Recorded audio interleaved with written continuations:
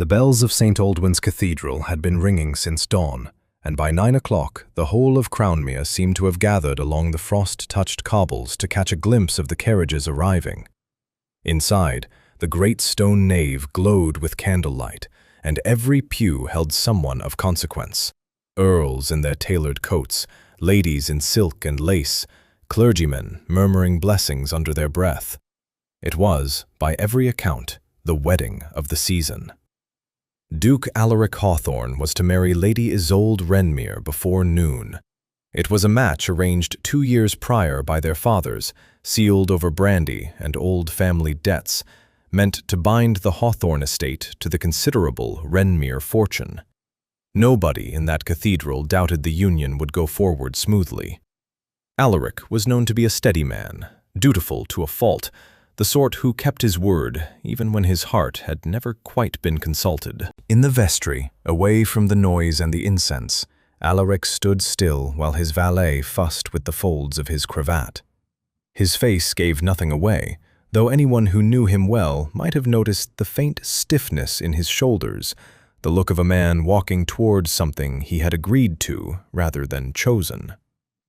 A young maid named Alice Fenwick knelt before him, smoothing the fine white gloves over his hands, tugging gently at the seams to make certain they sat correctly. She had worked in the Hawthorne household for the better part of a year, quiet and diligent, the sort of servant who was noticed only when something went wrong. Today, everything was meant to go right. Then something slipped from the small pocket sewn into her apron. It fell without a sound, rolling briefly across the stone floor before settling near the toe of Alaric's boot. A ring, small, tarnished silver, catching the candlelight for the briefest moment. Alaric looked down. For a heartbeat, nothing happened. Then his whole body went rigid, as though someone had poured cold water down the back of his collar. He bent and picked it up himself, before his valet could reach it, turning it over in his fingers with a slowness that unsettled everyone watching. It was his ring, his father's crest, worn faint but unmistakable, a hawk clutching a sprig of thorn, engraved into silver that had belonged to the Hawthorne line for 3 generations. He had not seen it in 5 years. He had told no one it was missing, ashamed of how carelessly it had vanished during the worst period of his life, a stretch of weeks he could barely recall. "Where," he said, his voice low, "did you get this?" Alice froze, still kneeling, her hands hovering in the air where his glove had been. "Your Grace?" "This ring." He held it up between them, and his fingers trembled slightly, though he seemed unaware of it. "Tell me where you found it. Now." The vestry, which moments ago had held only the soft rustle of fabric and the low chatter of well-wishers gathering beyond the door, went utterly silent. Even his valet stepped back. I have carried it for years, sir," Alice stammered. "I did not think it wise to mention it. I did not know whose it was." "You did not know." His tone was not accusing, not yet, but something in it had shifted, gone taut as a bowstring. "This ring disappeared from my hand 5 years ago, on the northern moors, the night I very nearly lost my life. Do you understand what you are holding, what you have been carrying about in an apron pocket?" Alice said nothing. She could not. Outside the vestry door, the murmur of the congregation had begun to swell, curious at the delay. Somewhere beyond the thick oak, Lady Isolde Renmere sat waiting in white silk and orange blossom, unaware that anything at all was wrong. Alaric closed his fist around the ring. He knew, with a certainty that frightened him, that he could not walk through that door and stand before the altar. Not yet. Not while a piece of his forgotten past sat cold and solid in his palm, offered up by a woman he had barely spoken 2 words to in a year of service. "Fetch my uncle," he told the valet quietly. "Tell him the ceremony is postponed." "Your Grace," the valet began, aghast. "Postponed," Alaric repeated, and there was no room left in his voice for argument. Word spread through the cathedral like fire through dry hedgerow. Gasps rippled from pew to pew as the vicar stepped forward to make the announcement, his face pale with the indignity of it. Lady Isolde rose from her seat, her expression unreadable, as her mother clutched at her arm, demanding explanations nobody could give. Behind the vestry door, Alaric turned to Alice, who stood trembling now, uncertain whether she ought to run or remain. "You will tell me everything," he said. "Where you found this ring and how. All of it." She swallowed hard, glancing once toward the door, as though hoping some excuse might carry her away from the question. None came. "It began 5 years ago, sir," she said quietly, "during a storm." The postponement of a duke's wedding was not the sort of scandal that faded quietly, and by the following morning it had traveled from Crownmere to every drawing room within 20 miles. Letters arrived at Hawthorne Hall in bundles, some pleading, some furious, most demanding an explanation nobody was willing to give. Alaric's uncle, Lord Edmund, paced the library for the better part of an hour, insisting the whole affair be settled before the Wrenmere family withdrew their support entirely. Alaric heard none of it properly. He sat by the window with the silver ring resting in his open palm, turning it slowly, as though the answer to everything might be etched somewhere in its worn engraving. He sent for Alice that afternoon. She came to the small parlor off the east wing, her hands folded tightly in front of her apron, clearly expecting to be dismissed from service on the spot. Instead, Alaric gestured for her to sit, which she did only after a long hesitation, perched on the very edge of the chair, as though she might need to rise quickly. "Tell me again," he said. "From the beginning. I want every detail." Alice drew a slow breath. "It was 5 years past, sir, in the autumn. I was in service then to a family near Brindle Hollow, and one evening a storm came through the district worse than any I had seen, thunder that shook the shutters. I had gone out to fetch in the washing before the rain took it, and on my way back I heard a horse crying out along the coaching road." She paused, as though the memory still unsettled her. "I found a gentleman thrown from his mount, lying half in the ditch. He was insensible, sir, bleeding from the head, and his coat torn near through. I could not leave him there, not in that weather, so I called for help from a cottager nearby, and between us we carried him to the widow Marsh's cottage in the village." Alaric's jaw tightened. He remembered none of this, not the storm, not the ditch, not a widow's cottage. His memory of that autumn existed only as fragments, disconnected images that had never made sense to him. A ceiling he did not recognize, the smell of tallow candles, a woman's voice, though he had always assumed it belonged to a dream brought on by fever. "Go on," he said quietly. "He was feverish for days," Alice continued, "delirious mostly. He spoke, sir, though rarely anything that made sense. We did not know who he was. He carried no papers, and whatever coin he'd had was gone, likely taken before I found him. The widow and I nursed him as best we could, along with 2 other women from the village. It was nearly a week before the fever broke." "And then?" "Then, sir, he was gone. One morning we woke, and he had left with a party of riders passing through. Merchants, I believe, heading south. He said not a word of farewell, though I do not think he was in his right senses even then. He left the ring behind, fallen beneath the bed frame. I found it whilst changing the linens." She looked down at her hands. "I kept it, sir, thinking perhaps one day I might learn whose it was and return it. I never imagined it would be yours. I never imagined I would ever see you again, let alone dress you for your own wedding." Alaric said nothing for a long moment. The fire in the grate crackled softly, and somewhere beyond the parlour door, he could hear his uncle's voice raised again in argument with someone about the Wrenmere family's patience running thin. "I have carried scattered memories of that time for 5 years, he said finally, and been unable to make sense of any of them. My physician told me the fever had likely stolen certain weeks from my mind entirely, and that I ought not trouble myself trying to recover them. I believed him. I stopped searching." He looked up at her.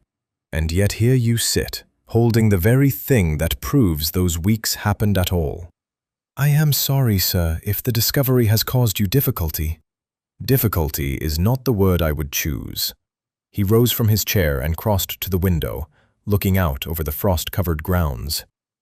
"I was meant to be married yesterday, Miss Fenwick, to a woman I have known the whole of my adult life, and I could not walk to the altar. Do you understand why?"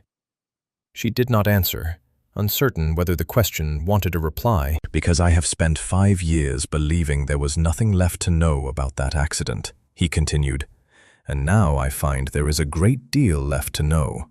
Who nursed me? Who found me? Whether the fall from my horse was truly an accident at all, or whether—" He stopped himself, as though the thought had only just occurred to him, unwelcome and unfinished. He turned back to face her. "I intend to go to Brindle Hollow," he said, "to the widow's cottage, to the coaching road, wherever this journey leads. I would have you accompany me, Miss Fenwick, since you are the only person living who can account for those missing days." Alice's eyes widened. "Your Grace, I am a maid. It would hardly be proper—" "Propriety," Alaric said, with the faintest trace of dark humor. "Left this household the moment I stopped my own wedding in front of 300 guests. I do not think a journey to the countryside will trouble anyone further." He held up the ring between them once more. "I mean to learn who I was before that storm took my memory, Miss Fenwick, and I believe you hold the beginning of that answer." They set out 2 days later, before the sun had properly cleared the hills, in a modest traveling carriage that raised fewer eyebrows than Alaric's usual coach with its gilded crest upon the door.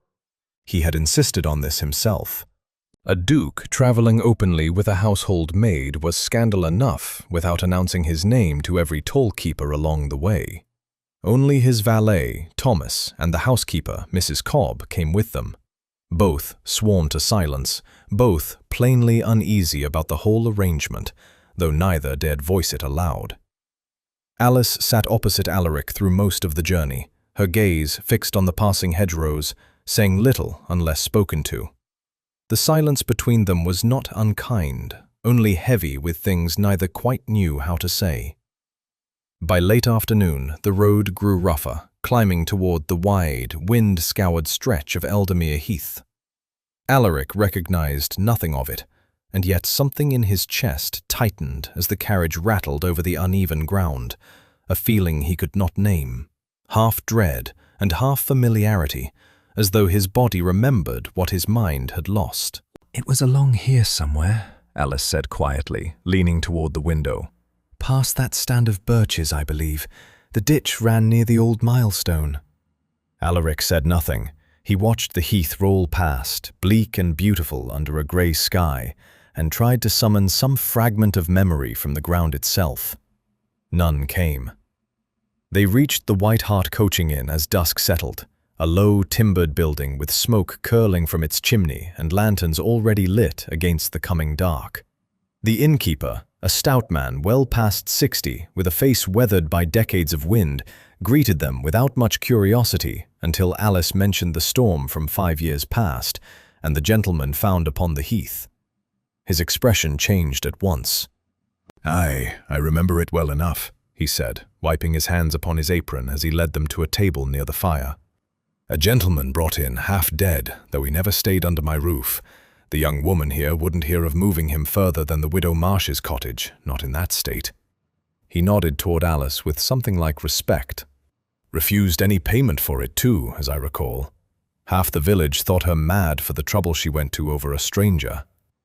"Did anyone learn who I was?" Alaric asked. "At the time?" The innkeeper shook his head. "No papers on you, sir, and you weren't fit to speak sense for the better part of a week. There was talk, of course, that you might have been set upon by highwaymen, given the state of your coat and the empty purse. Eldamere Heath was no stranger to such trouble in those years, though it's grown quieter since." Alaric's fingers curled slightly against the tabletop. Highwaymen. It was the same word his physician had once used, dismissively, when Alaric had pressed him years ago about the nature of his injuries. He had never questioned it further. Now the word sat differently in his ear, sharper somehow, though he could not say why. They stayed the night at the inn, taking rooms on either side of a narrow corridor, and it was there, over a modest supper of mutton and bread, that neither Alaric nor Alice noticed the traveller seated near the far window. a thin man in a grey coat who had arrived not long after them and who had listened to every word exchanged with the innkeeper with far more interest than his supper warranted. He left before dawn the next morning, well before Alaric's party had risen, his horse already saddled in the cold half-light. He rode hard toward the south, toward a grand estate some 30 miles distant, where a gentleman named Lord Percival Stroud kept rooms overlooking a well-tended park. Stroud was still at his breakfast when the traveler was shown in, and he listened to the man's account with a stillness that betrayed nothing of what churned beneath it. When the traveler finished, describing the Duke's arrival at the White Hart, the questions asked of the innkeeper, the mention of highwaymen upon Eldermere Heath, Stroud set down his cup very carefully, as though any sudden movement might shatter something. "He remembers nothing of it," Stroud said, more to himself than to the traveler. "He cannot remember." "Perhaps not yet, my lord," the traveler offered. "But he is asking, and the maid was there from the beginning. If she recalls more than she has said—" "That will do," Stroud said sharply, and the traveler fell silent. Alone afterward, Stroud rose and walked to the window, looking out over grounds that had, in truth, never quite belonged to him by right, grounds tied up for years in a dispute over inheritance that Alaric's family had once threatened to pursue through the courts, a dispute that had gone silent 5 years ago, along with the man who might have pressed it. He had believed the matter buried with the Duke's memory. Meanwhile, far from Stroud's quiet calculations, the countryside carried its own version of events, passed from toll-keeper to coachman to kitchen maid, each retelling a little more embroidered than the last. By the time the tale reached London drawing rooms, it had become something altogether simpler and far more delicious than the truth. That the Duke of Hawthorne had abandoned his noble bride at the very altar and fled into the countryside with a servant girl. Lady Isolde Renmere, sitting in her mother's parlour with the newspaper folded unread beside her, heard the story from 3 separate callers before noon, each one watching her face closely for some crack in her composure. She gave them none. The innkeeper had given them one further piece of the trail before they left the White Hart, a name, spoken almost as an afterthought while he counted their coin at the door. Father Nathaniel, an elderly clergyman at Grayfen Abbey, some 2 hours' ride to the east, had once been sent for to tend the injured stranger when the fever refused to break. If any written record existed of that week, the innkeeper said, it would be in the Abbey's care, for Father Nathaniel had always been particular about such things. The Abbey itself sat low and grey against a hillside thick with yew trees, its walls softened by centuries of weather, its bell tower missing half its stone facing where ivy had long since claimed the rest. A young monk showed them through a cloister smelling of beeswax and old paper, into a small chamber where an elderly man sat hunched over a writing desk, his eyesight clearly failing him even in the good light from the window. Father Nathaniel did not need to be told the purpose of their visit. He looked up at Alaric for a long moment, then at Alice beside him, and something in his weathered face softened with recognition. "I wondered if you would ever come," he said. "I did not think you would remember to." "I remember very little, Father," Alaric admitted. "That is precisely why I am here." The old clergyman rose slowly and moved to a cabinet along the wall, drawing out a heavy ledger bound in cracked leather. He turned the pages with careful, deliberate fingers until he found what he sought. A short entry, dated in faded ink, recording the arrival of an unnamed gentleman brought from Brindle Hollow, suffering from fever and a head wound, treated at the Abbey for 3 days before being moved back to the widow's cottage to continue his recovery. "You were brought to me twice," Father Nathaniel said. "Once when the fever first turned dangerous, and again a week later when it threatened to return. I bled you both times, and prayed rather more than I bled you, if I am honest. You spoke a great deal in your delirium, though little of it made sense to me then." "Did I speak of anything in particular?" Alaric asked, leaning forward. The old man considered this. "You spoke of a name once or twice. Stroud, I believe, though I could not say in what manner, whether in fear or fury or simple confusion. Fever loosens a man's tongue without loosening his sense, your grace. I thought little of it at the time. Alaric went very still. He glanced at Alice, who returned his look with the same quiet unease that had settled over her the moment the innkeeper first mentioned highwaymen. "There is something more, Father," Alice said gently, "that perhaps you might tell him. About afterward." Father Nathaniel's expression grew thoughtful, almost sorrowful. "Ah, yes.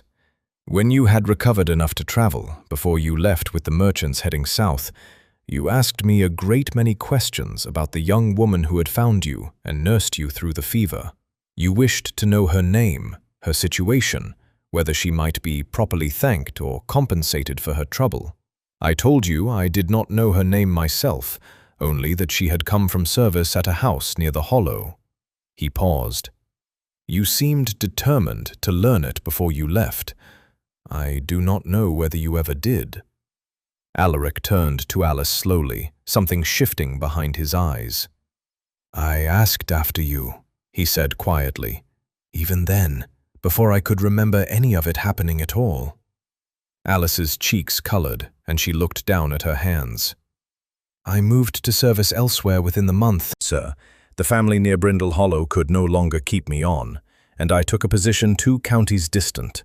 I did not think anyone had asked after me at all."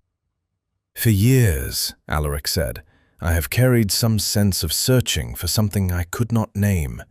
I told myself it was foolishness, a lingering confusion from the fever.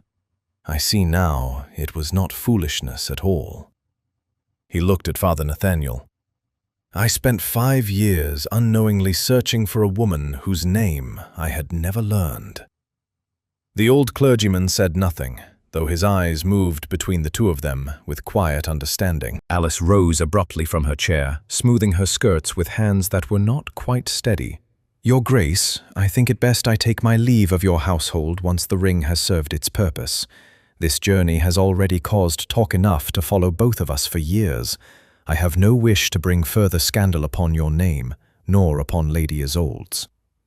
"You would leave," Alaric said, "before we have even learned the whole truth of what happened to me on that road?"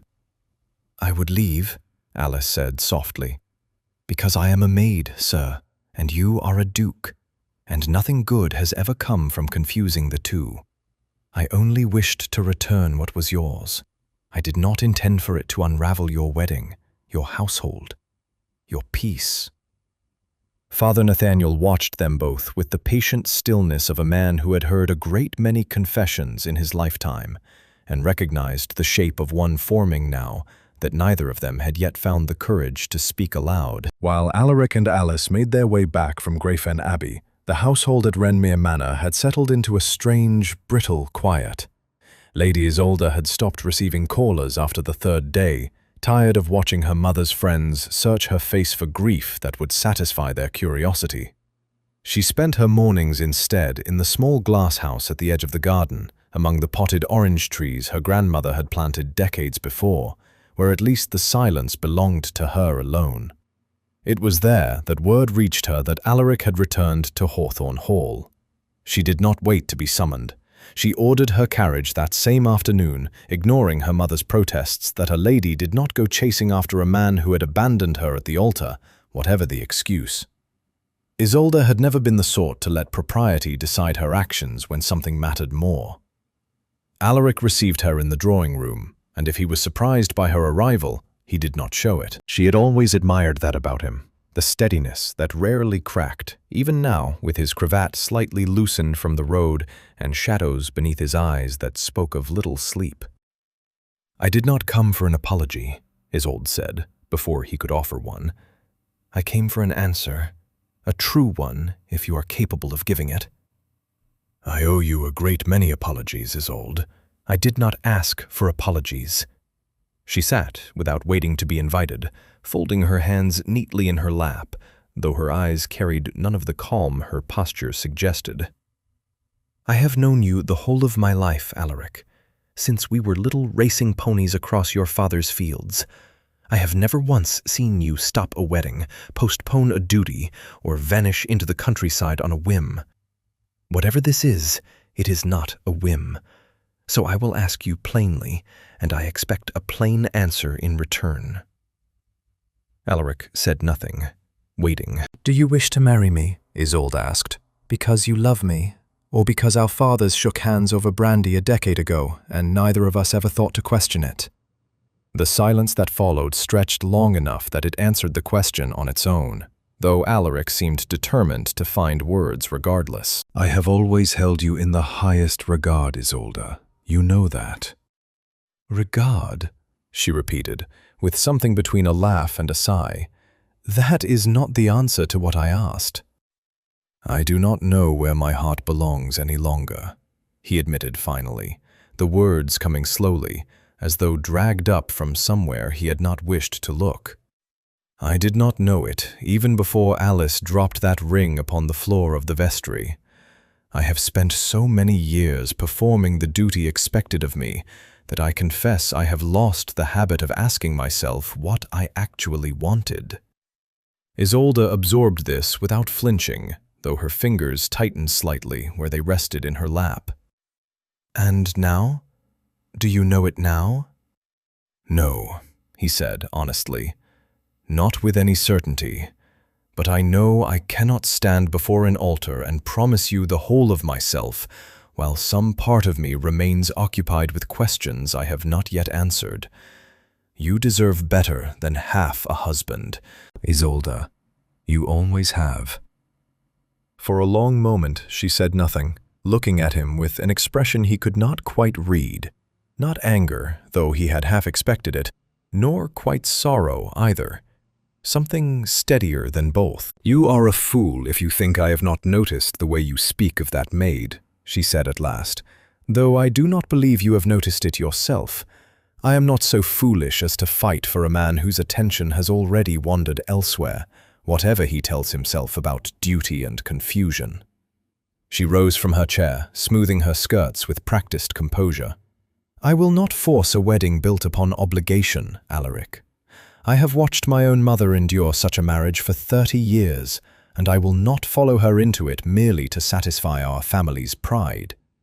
"Isolde." "I am not releasing you out of kindness," she said, cutting him off gently but firmly. "I am releasing you because I have some pride of my own, and I would rather remain unmarried 100 years than share a husband's heart with a memory he has not yet finished chasing. Go and find your answers. Learn what happened to you on that heath, and learn what this maid means to you, if you have not worked it out already. But do not come to me again until you know your own mind completely, for I will not offer this grace a second time." She left without waiting for his reply, her carriage pulling away down the long drive before he had gathered himself enough to follow her to the door. Within the week, word of the broken engagement spread through both families like flame through dry stubble.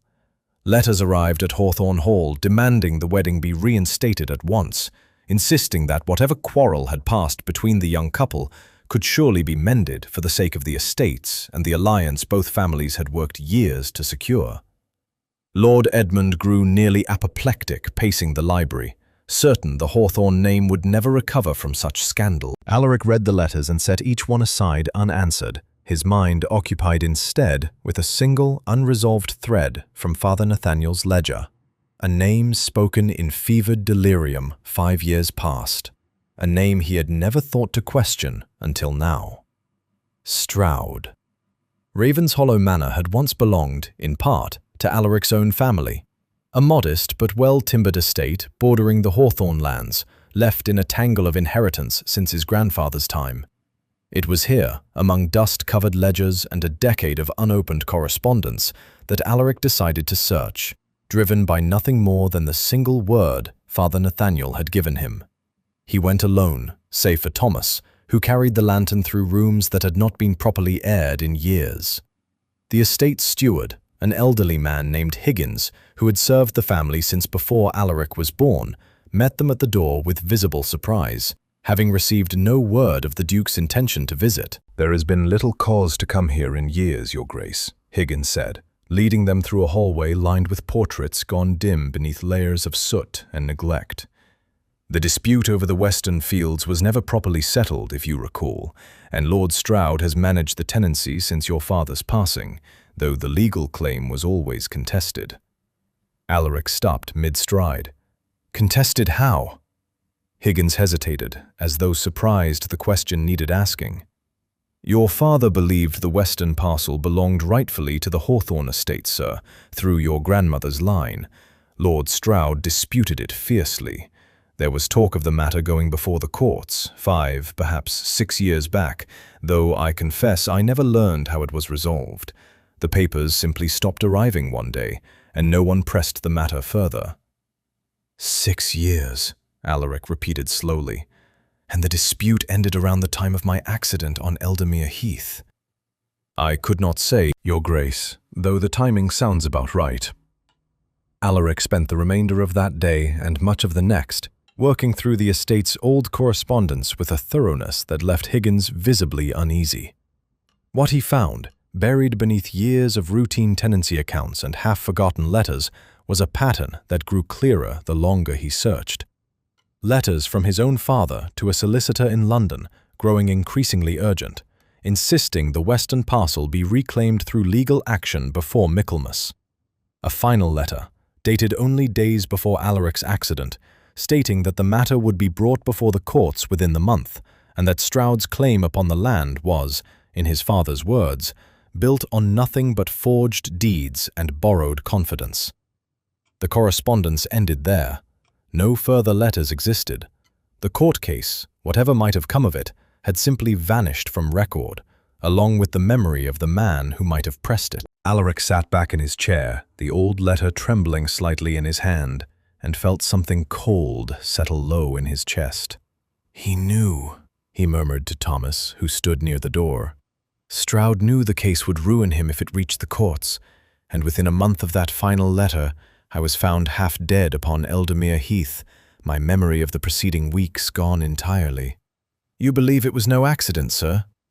I believe, Alaric said slowly, that a man who stood to lose everything found it remarkably convenient that the one person pressing the claim against him lost his memory in a storm that, by the innkeeper's own account, bore all the marks of highwaymen rather than misfortune.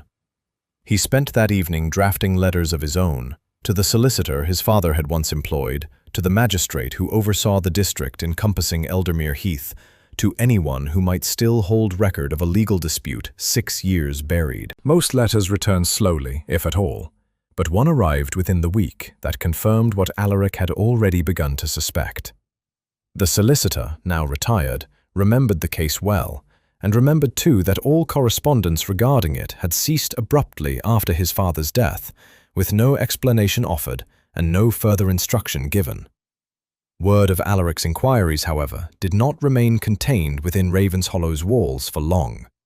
Higgins, loyal though he was, had mentioned the visit to a neighbouring steward in passing, who mentioned it in turn to a groom in Stroud's employ, and by the time the tale reached Stroud himself, it had grown considerably in detail, though not, unfortunately for Stroud, in inaccuracy. Stroud received the news in his study, standing very still by the window as he had done once before, though this time his composure did not hold quite so easily. He is asking after the Western dispute, he said, more to himself than to the servant who had brought the report. After 6 years of silence, he is asking. He crossed to his desk and drew out a small locked drawer, retrieving a bundle of old letters he had long meant to destroy and never quite found the nerve to burn. Evidence, all of it, of arrangements made with men he had paid handsomely to ensure a certain gentleman never reached the courts in time. He fed them into the fire that evening, one by one, watching the paper curl and blacken until nothing remained but ash. It was not enough, he knew, merely to destroy his own correspondence. There were others, the men he had hired, now scattered across the county, who might still be persuaded to silence with enough coin, or frightened into it with enough threat. He began drafting a list that night, of names to visit, of servants who had once worked in the Hawthorne household during those crucial weeks and might remember more than they ought. By the time Alaric's second letter of inquiry reached the district magistrate, 3 witnesses who might have proven useful to his cause had already been quietly persuaded to forget what little they knew, and one former steward from Ravens Hollow's neighboring estate had accepted a sum of money large enough to ensure his sudden and permanent removal to relatives in the north. The invitation to Belgrave House arrived at Hawthorne Hall in the same week that Alaric's inquiries began quietly unraveling threads Stroud had spent years trying to bury. It was an annual affair, hosted by Lady Belgrave for the whole of fashionable society, and refusing it would only feed the very gossip Alaric hoped to answer with something sturdier than rumor.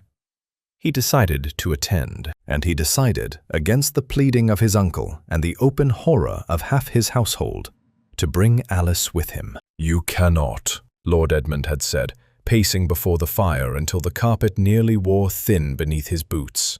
"A ball at Belgrave House, Alaric, filled with every tongue in London eager to wag about you already. Bringing a maid on your arm will finish what the broken engagement started." "She is not merely a maid," Alaric replied. "She is the only living witness who can speak to what happened to me 5 years ago, and I intend for society to hear it from her own mouth, in a room too full of respectable ears to be dismissed as servants' gossip afterward." Alice herself had protested rather more gently, though no less firmly, when he told her his intention. "I have no gown fit for such company, sir, nor any standing to walk into a room like that without half the guests turning to stare." "Let them stare," Alaric said. "I would rather they stare at the truth than continue whispering a lie." She wore, in the end, a gown of soft blue that Mrs. Cobb had helped alter from one of the housekeeper's own better dresses, modest but well cut, and when Alice descended the stairs at Hawthorne Hall on the evening of the ball, Alaric found himself, briefly, unable to speak at all. Belgrave House glittered that night with more candlelight than seemed strictly necessary, chandeliers blazing over a ballroom crowded with silk and jewels and every variety of curious glance. Conversation dimmed noticeably when Alaric arrived with Alice upon his arm, a ripple of whispers moving outward from the door like water disturbed by a stone. Lord Percival Stroud was among the guests, as Alaric had known he would be, standing near the card-room with a glass of claret and an expression of practiced ease that did not entirely reach his eyes. It was Stroud himself who approached first, threading through the crowd with the easy confidence of a man accustomed to commanding a room. "Your Grace," he said smoothly, "and Miss Fenwick, is it? How very bold of you to bring your household staff to a gathering of this quality." "Miss Fenwick is here," Alaric said evenly, "because she has information regarding an incident upon Eldemere Heath some 5 years past. Information, I believe, concerns you rather more than it concerns her, my lord." A few nearby conversations faltered into silence. Stroud's smile did not waver, though something behind it tightened. "I cannot imagine what business of mine would concern a servant girl's recollections," Stroud said. "Nor do I see why your Grace would trouble a room full of respectable company with such a matter." "Because respectable company," Alaric replied, "deserves to know the truth of what happened to me, rather than the fiction that has been circulating these past weeks." Stroud turned to Alice with a thin, condescending smile. "And what precisely does a maid claim to know of noble affairs, I wonder? Servants are prone to fanciful tales, your Grace, particularly ones eager to elevate their own importance." Alice's chin lifted, though her hands trembled slightly at her sides. "I know only what I witnessed, my lord. A gentleman thrown from his horse in a storm, his coat torn, his purse emptied, left for dead upon a heath known for such trouble in those years." "A common enough misfortune," Stroud said dismissively. "Highwaymen were no rarity on that road." "No," came a voice from behind them, unexpected and firm. "But the timing of it was rare enough, my lord." The crowd parted slightly to reveal the widow Marsh, travel-worn but resolute, having journeyed from Brindle Hollow at Alaric's quiet request days earlier. Beside her stood the innkeeper from the White Hart, and a moment later, Father Nathaniel himself, leaning upon a cane, but his eyes sharp and steady. "I nursed that gentleman for a week," the widow said, her voice carrying clearly across the now silent ballroom. "He spoke your name in his fever, my lord, more than once, and not kindly." "I treated his injuries myself," Father Nathaniel added, "and recorded the dates in the abbey ledger, which I have brought with me should anyone care to examine it." "And I remember well enough," the innkeeper said, "the talk that went round the district after, that the Western land dispute had gone strangely quiet not long after the young gentleman vanished from all memory of it." Their accounts came one after another, unrehearsed yet remarkably consistent, each detail confirming what the last had said. The assembled guests, who moments before had watched Alice with open scorn, now turned their attention fully upon Stroud, whose composure had begun, at last, to crack visibly at the edges. "This is absurd," Stroud said, his voice rising slightly. "A collection of servants and clergymen spinning tales for coin, no doubt, or for spite." "For what coin, my lord?" Father Nathaniel asked mildly. "I have no need of yours, nor any wish for it." The whispers that had once carried scandal about a duke and his maid now carried something altogether different through Belgrave House. And by the time the evening ended, it was Lord Percival Stroud's name being repeated behind gloved hands and folded fans, not Alice Fenwick's. The morning after the ball, a formal complaint was lodged with the district magistrate, and within days a proper investigation had begun into the affairs of Lord Percival Stroud.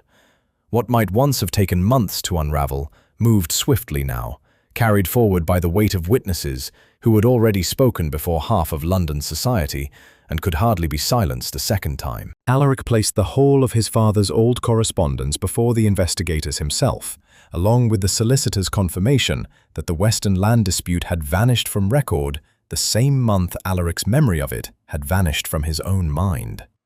The magistrate, a careful man named Justice Harrogate, listened to each account in turn: the widow Marsh, the innkeeper, Father Nathaniel with his ledger, and finally Alice herself, who gave her testimony with a steadiness that surprised even her. It did not take long for the deeper thread to unravel. One of the men Stroud had hired years before to frighten Alaric from the coaching road, paid to stage a robbery convincing enough to end any pursuit of the disputed land, had, in the month since, fallen into debt and drink, and proved considerably less loyal than Stroud had once believed. Faced with the promise of leniency in exchange for the truth, the man confessed everything: the arrangement, the payment, the storm that had turned a frightening errand into something nearly fatal when Alaric's horse had bolted and thrown him hard against the stones. "It was never meant to finish him," the man told the magistrate, his voice thick with something between shame and relief at finally saying it aloud. "Only to frighten him from the case. The storm made a mess of everything. Lord Stroud paid us well to keep quiet after, and paid better still when the gentleman turned up with no memory of any of it. Seemed like good fortune to him, I expect." The confession, paired with the recovered correspondence and the testimony gathered at Belgrave House, left Stroud with little ground to stand upon. He was brought before the assizes within the month, and the trial itself drew a crowd nearly as large as the ball had, though for entirely different reasons. Alaric testified. Alice testified. The widow Marsh travelled once more from Brindle Hollow to repeat what she had already told the magistrate, and Father Nathaniel's ledger was entered as evidence, its faded ink proving more damning than any single witness alone. Lord Percival Stroud was found guilty of conspiracy, fraud regarding the falsified deeds to the Western parcel, and arranging violence against a peer of the realm.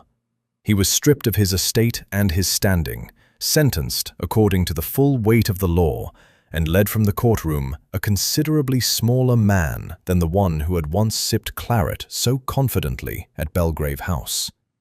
It was over. And yet, Alaric felt none of the relief he had expected.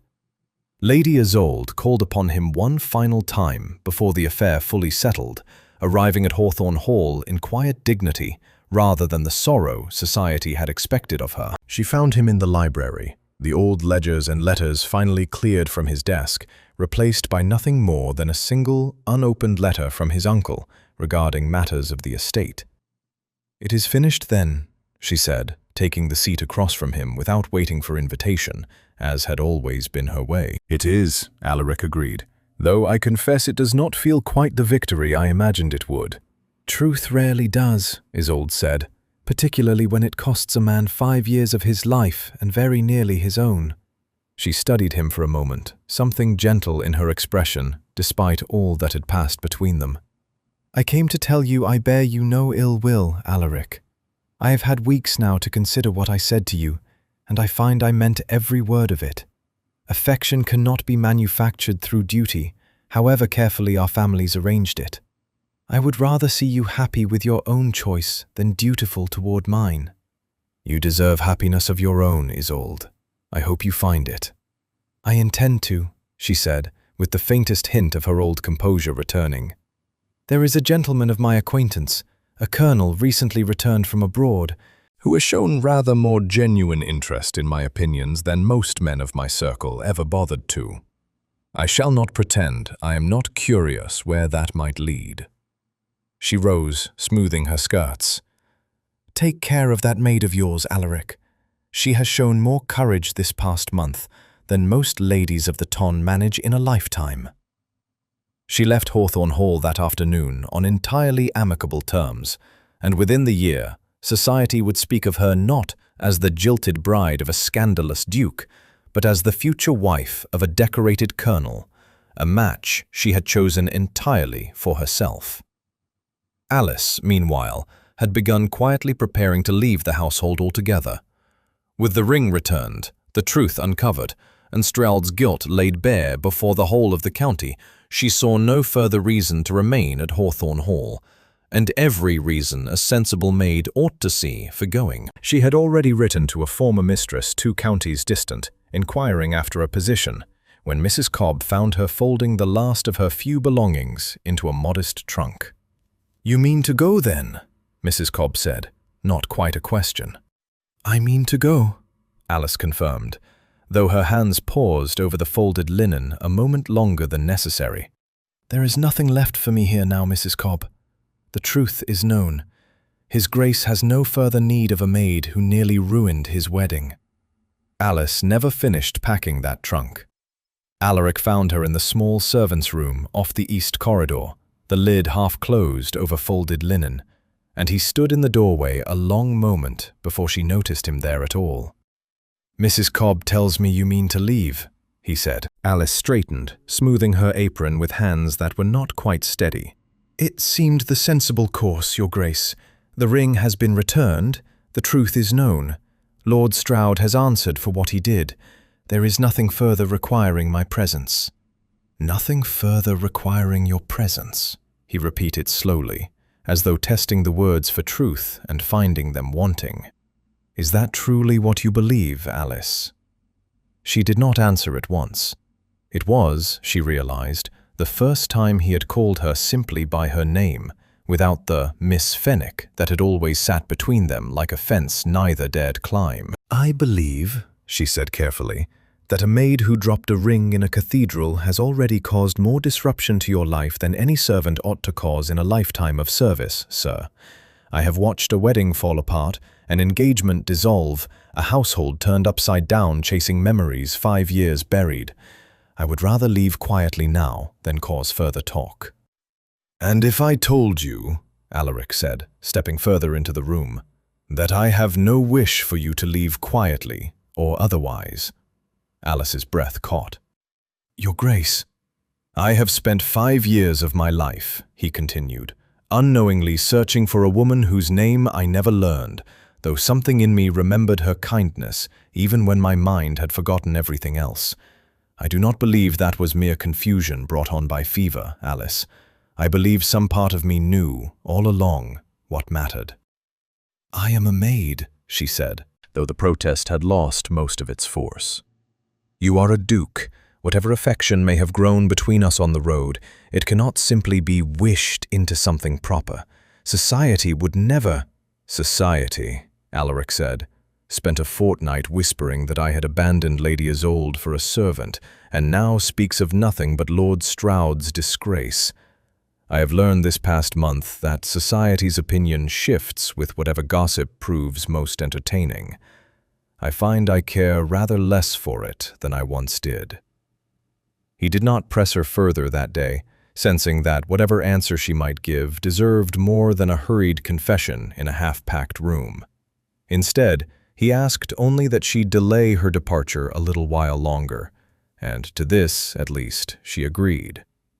What followed over the coming months was not the swift, scandalous elevation society might have expected, given all that had come before. Alaric, mindful of every proper custom his position demanded, began courting Alice as any gentleman might court a lady of quality, calling upon her formally, with Mrs. Cobb present as chaperone, walking with her through the gardens at Hawthorne Hall in the lengthening afternoons of early summer, exchanging letters when estate business kept him from the house for days at a time.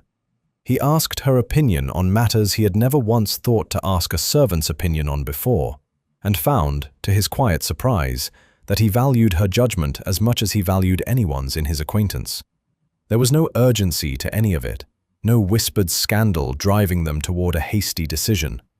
Alice, for her part, found herself slowly settling into a role she had never imagined for herself, not as a duke's servant, nor as his sudden bride, but simply as a woman being given the rare courtesy of time enough to know her own mind. It was in the rose garden, on a warm evening in early autumn, nearly a year after that fateful morning in the vestry, that Alaric finally asked her properly, down on one knee upon the gravel path, the old silver ring held between them once more.